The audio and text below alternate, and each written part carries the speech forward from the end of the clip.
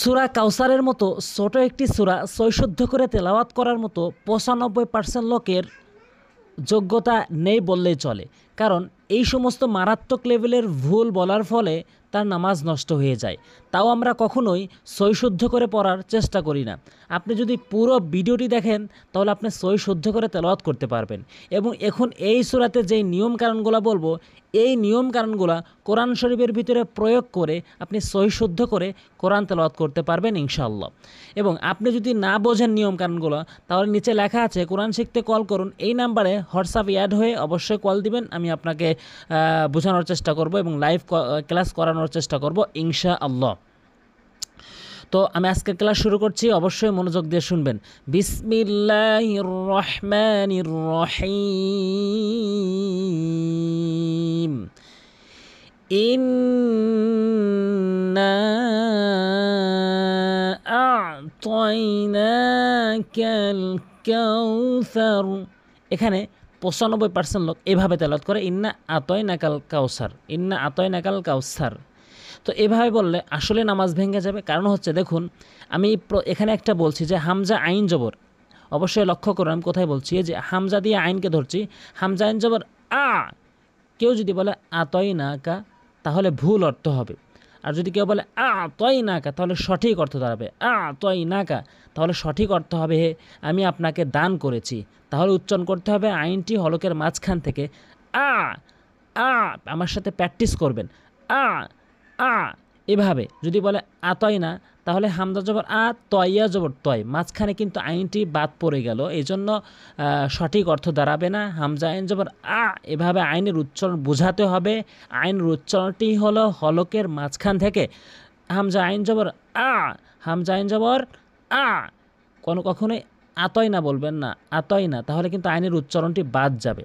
আশা করি বুঝতে পেরেছেন। এবং প্রথমটি যদি বলি, এখানে প্রথমেই আমরা যে ভুলটি করি, আমরা এখানে গুণনা করি না, ইন্না আ'তাইনা বলি। এখানে এভাবে গুণনা করতে হবে। কেন? যদি একটি কথা মনে রাখবেন, আপনি এখানে একটি নিয়ম শিখছেন, এই নিয়মটি যখন কোরআনে আসবে তখন আপনি বুঝতে পারবেন। এখানে যদি আপনি বোঝেন, দেখুন নুনের উপরে তাসদিদ রয়েছে, নিয়ম রয়েছে যে মিমে বা নুনে যদি কখনো তাসদিদ হয়, মিমে অথবা নুনে যদি কখনো তাসদিদ হয়, তাহলে ওয়াজিব গুণনা করতে হয়। ওয়াজিব গুণনা কাকে বলা হয়? নাকের ভিতরে নিয়ে আওয়াজ করা, এটি হচ্ছে ওয়াজিব গুণনা, আবশ্যক গুণনা। এবং না, যে আমি একটু টেনে বলবো, ৩ আলিফ টেনে বলবো, এটির কারণ হচ্ছে উপরের ঢেউ চিহ্ন। আমি একই নিয়ম বারবার বলছি প্রতিটি সূরাতে। কেন? কারণ একটি নিয়ম বারবার ফলে আপনার মনে থাকবে। ইন্না না, কিন্তু অবশ্যই ৩ আলিফ টানবেন। এবং এখানে যে ভুলটি বললাম যে আসলে এই ভুলটি করা যাবে না, অবশ্যই বলবেন, উচ্চারণটি সঠিকভাবে করবেন। ইন্না এরপরে তয়নাকা, এখানে কিন্তু নুন অনেক লোক আছে যারা টেনে পড়ে না, এখন তো কিন্তু এক আলিফ টেনে পড়তে হবে। খারা জবর খারাজের উল্টো পেশকে এক আলিফ টেনে পড়তে হয়। তয়নাকা, তয়নাকাল কাউসার, কাউসার। অধিকাংশ লোক এখানে মার করে দেওয়ার কারণ হচ্ছে অধিকাংশ লোক কাউসার বলে, কাউসার সত সিনের উচ্চারণ করে ফেলে। এখানে তো সার উচ্চারণ রয়েছে, স্যার স্যার জিব, আর সার উচ্চারণ করতে হয় জিব্বার আগা এবং দাঁতের আগা, সামনে 2 দাঁতের আগার সঙ্গে যেভাবে জিব্বা মিলান, এভাবে স্যার স্যার, হালকা স্যার। ইন্না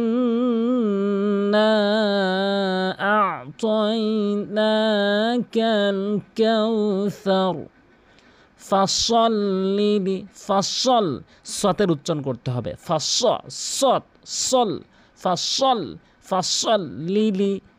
অধিকাংশ ফাসল লিলি টেনে পড়বেন না কখনোই, হরকতের উচ্চারণ কিন্তু দ্রুত পড়তে হয়। এক জবর এক জের এক পেশ যদি কোথাও আসে, এটি দ্রুত পড়তে হয়। ফাসল্লি রব্বিকা ওয়ানহার, এখানে অধিকাংশ লোক ভুল বলে, 99% লোক ভুল করে ওয়ানহার বলে, ওয়ানহার। এখানে ছোট হাইনে উচ্চারণ করে, বলতে হবে ওয়ানহার, ওয়ানহার, ওয়ানহার, এভাবে উচ্চারণ করবেন হাঁটি হলকের মাঝখান থেকে, ওয়ানহার।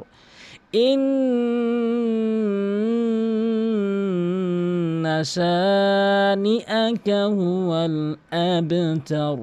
এখানে ইন তো অবশ্যই ওয়াজিব গুন্না করবেন, মিমে বা নুনের তাসরি তালে ওয়াজিব গুন্না করতে হয়, শাহ এক আলিফ টেনে পড়তে হবে, এবং নি আকা হুয়াল সবগুলো হরকত এগুলো দ্রুত পড়বেন। এবং এখানে যেই মারাত্মক লেভেলের ভুল করে সেটি হচ্ছে অধিকাংশ আবতার বলে, আবতার। এটি কখনোই বলবেন না, বলবেন আবে চার, আবে আবে। আবো বলা যাবে না, আবো বলা যাবে না, বা আব বলা যাবে না, বলতে হবে আবে। নিচের দিকে সাউন্ডটি করতে হবে। আমি এই নিয়মটি অনেকবার বলেছি, আবারও বলছি। কলকলা হরফ 5টি, কফ ত বা জিম দাল, এই 5টি হরফের উপরে যদি জজম হয়, এই 5টি হরফের যদি জজম হয় ধাক্কা দিয়ে পড়তে হয়। আর ধাক্কা দিয়ে পড়ার দুটো সিস্টেম আছে, উপরের দিকে ধাক্কা দিতে হয় এবং নিচের দিকে ধাক্কা হয়। উপরের দিকে ধাক্কা দিতে হয় কফ ত বা জিম দাল, কফ ত বা জিম দাল 5টি হরফের মধ্যে কফ ত প্রথম দুটি উপরের দিকে ধাক্কা হয়, আর বা জিম দাল হচ্ছে নিচের দিকে ধাক্কা হয়। আশা করি বুঝতে পেরেছেন। তাহলে প্রথম দুটি কফ ত উপরের দিকে ধাক্কা হয়, যেমন আকো আকো এভাবে, আকো এভাবে। আর বা জিম দাল নিচের দিকে ধাক্কা, যেমন আবে আবে, অ্যাজে এভাবে। আশা করি বুঝতে পেরেছেন। পরবর্তী ভিডিও পেতে অবশ্যই সাবস্ক্রাইব করবেন আর লাইক করবেন। আপনি লাইক করলে আমার আসলে ভালো লাগে এবং ভিডিও বানাতে আমি উৎসাহিত হই। আর শেয়ার করবেন যাতে করে প্রত্যেকে দেখতে পারে। আজ এ পর্যন্ত। আসসালামু আলাইকুম ওয়া রাহমাতুল্লাহ।